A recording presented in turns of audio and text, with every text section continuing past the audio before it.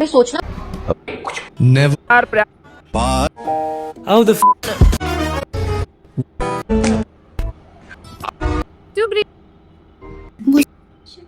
I was recording a video.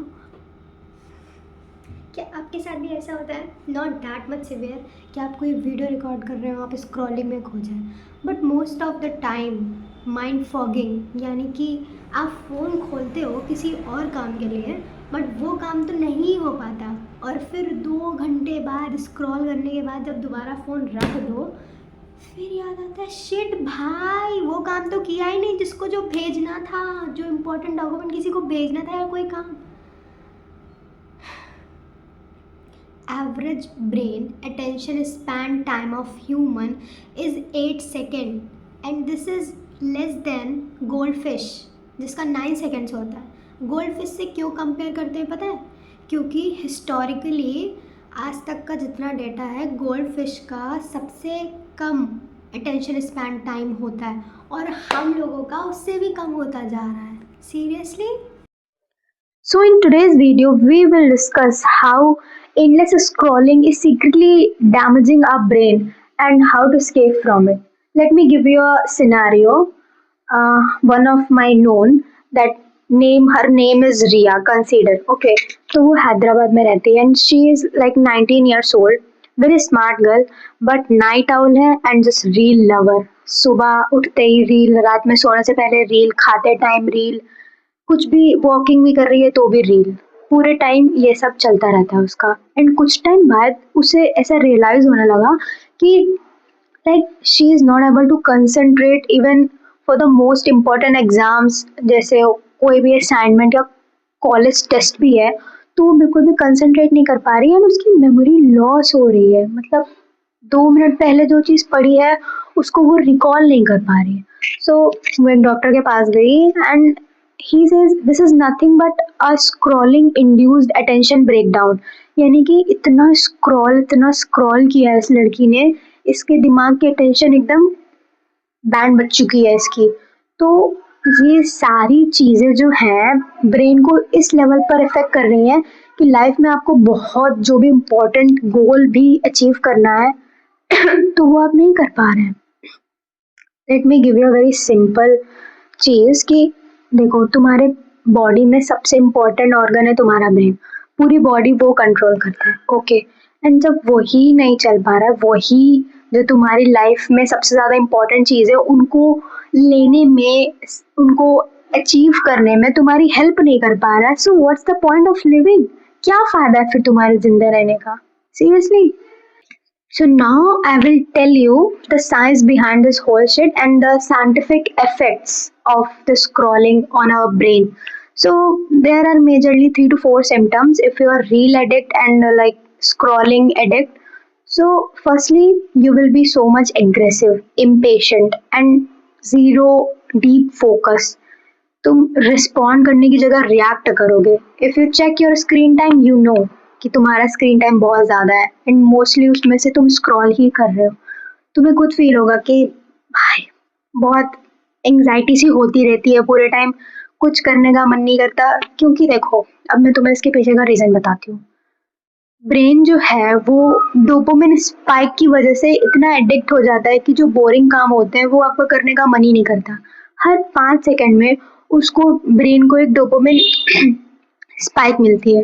Brain तो neurologically मतलब बना हुआ है एंड उसमें बहुत सारे न्यूरॉन्स हैं, तो उसे नहीं पता ना कि उसको क्या चाहिए, उसको क्या नहीं चाहिए. तो हम as a human being decide करते हैं कि हमारे दिमाग में क्या जा रहा है. तो ब्रेन की जो वायरिंग है वो डिफ़ॉल्ट होती जा रही है, उसकी वायरिंग चेंज होती जा रही है. अब तुम कोई भी नॉर्मल किताब पढ़ रहे हो तो पढ़ते पढ़ते तुम्हें 5 मिनट में डोपामिन हिट तो आ नहीं जाएगा, तो तुम उस बुक को पढ़ोगे ही नहीं, क्योंकि ब्रेन तुम्हारी बॉडी को कंट्रोल करता है, तुम नहीं कर पाओगे. बस तुम उसको इनपुट दे सकते हो एज अ ह्यूमन बीइंग. तो तुम्हारा ब्रेन रीवायर होता जा रहा है. Reels, shorts are training your brain to expect fast reward and real time में, रियल लाइफ में पॉसिबल नहीं होता है एकदम क्विक रिवॉर्ड मिलना. कभी कभी तो रिवॉर्ड मिलता भी नहीं, कभी कभी फेलियर मिलता है. तो वहाँ रिवॉर्ड तक पहुँचने का, गोल तक पहुँचने की तो बात दूसरी है. हम जर्नी ही नहीं कंप्लीट कर पा रहे हैं बिकॉज ऑफ दिस एडिक्शन। बच्चे बोलते हैं यार पढ़ने में मन ही नहीं लग रहा है, क्योंकि slow learning feels very painful. And वो जो कंटेंट है जो रियल लाइफ में बहुत ज़रूरी है, वो कंटेंट जिससे हमें कुछ अचीव करना है, जो हमें मिल सकता है, वो बहुत बोरिंग लगता है। क्योंकि ब्रेन को तो दिख रहा है यार इसमें तो कोई डोपामिन हिट मिल ही नहीं रहा, मैं क्यों देखूँ इसको, गेट लॉस्ट, मैं तो देखूंगा ही नहीं, मैं तो ये होने नहीं दूंगा, मैं तो बॉडी को सिग्नल्स भेजता रहूंगा भाई ये बहुत बेकार है, छोड़ इसको, स्क्रॉल कर, मस्त उसमें मजा है, उसमें सुकून है, उसमें कोई दिक्कत नहीं है। किसी दारूबाज सट्टेबाज आदमी से ये सारी चीजें छुड़वाना आसान है, क्योंकि ये रियल टाइम में दिख रही होती है एंड सबको पता है कि इसके कितने ज़्यादा हेल्थ इश्यूज है, कितने ज़्यादा इफेक्ट्स होते हैं इसके हेल्थ में।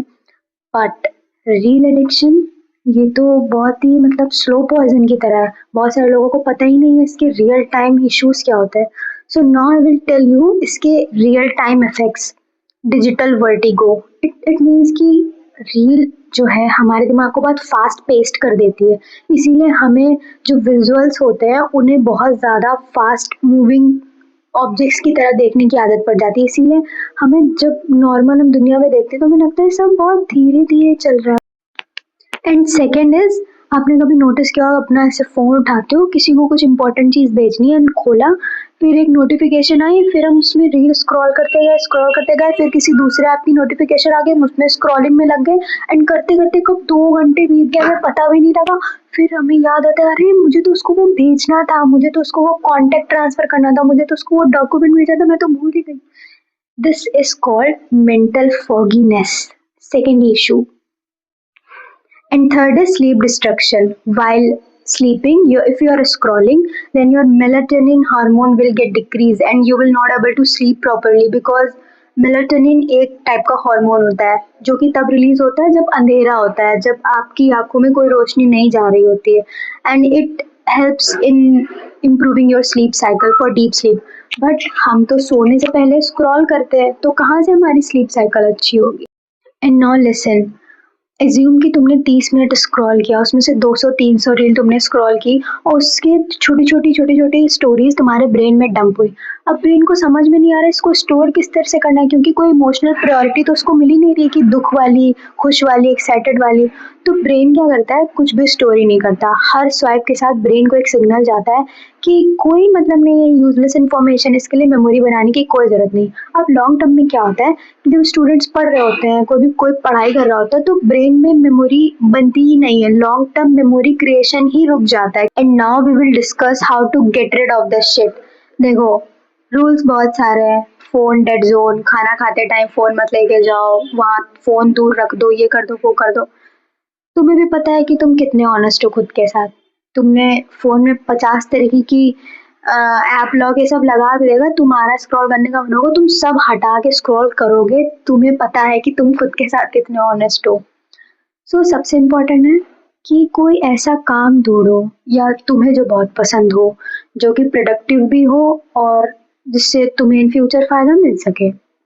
ओके, उस पे फोकस करो, क्योंकि किसी चीज़ से बाहर निकलने का सबसे आसान तरीका है कि किसी दूसरी चीज़ में घुस जाया जाए जाके, सिंपल। क्योंकि अगर आप उससे बाहर निकलने के बारे में ही सोचते रहोगे तो आप पूरे टाइम उसी चीज़ के बारे में सोच रहे हो, so it's really very difficult. तो कोई ऐसा काम ढूंढो, अपनी लाइफ का पर्पस ढूंढो, तुम्हारे लाइफ में जो सबसे इम्पोर्टेंट काम हो वो करो, उस पर फोकस करना स्टार्ट करो।